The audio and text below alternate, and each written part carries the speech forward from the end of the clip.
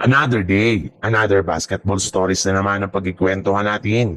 At ngayon nga ay ang balitang trade sa pagitan ng Lakers at ang Nets. At ang balitang pagkuha ng Golden State Warriors kina LeBron James at Giannis Antetokounmpo. Kamakailan lamang nga ay nagtrending sa social media na sinusubukan na nga daw ng Los Angeles Lakers na makipag-usap sa front office ng Brooklyn Nets para makuha nila dito sina Nick Claxton at Michael Porter. Pero ayon nga sa isang NBA insider, mas malaki pa rin nga daw ang tsansa na makuha ni Pelinka dito si Claxton since eto nga ang mas afford ng Lakers. Mas mababa ang trade value nito at kayang-kaya nila talaga itong kunin as soon as possible sa isang trade. Sa katunayan, ikinumpirma na nga na nag-offer na nga ang Lakers ng isang trade package sa Brooklyn Nets bilang kapalit ni Nick Claxton, kung saan kinabibilangan nga ito ni Dalton Knick, Maxi Kleber, Gabe Vincent at isang future first round pick.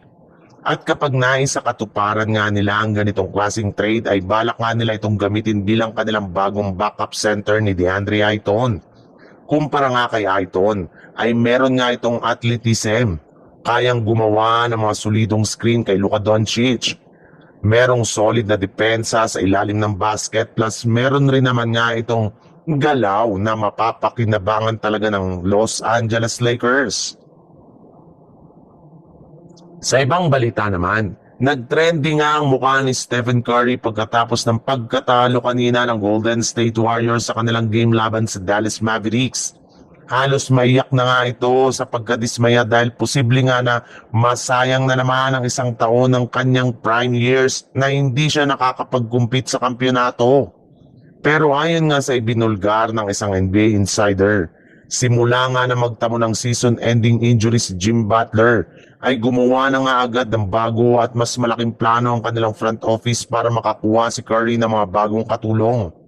Ayon nga sa isang NBA insider, balak na nga daw talaga ng Golden State Warriors na kunin si Giannis Antetokounmpo mula sa Milwaukee Bucks. Kung sakasakali man nga na maging available ito sa trade market sa darating na off-season.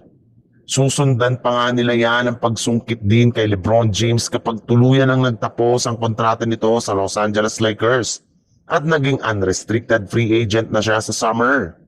Yes, sabay nga daw na kukunin ng Lakers sina Giannis at LeBron sa darating na off-season para itandem ito kay Stephen Curry. Isa na nga ito sa mga naiisip na ngayon na gawin ng management ng Golden State Warriors para lamang makakuha sila ng mas mataas na tsansa na magkampiyon sa mga susunod na taon.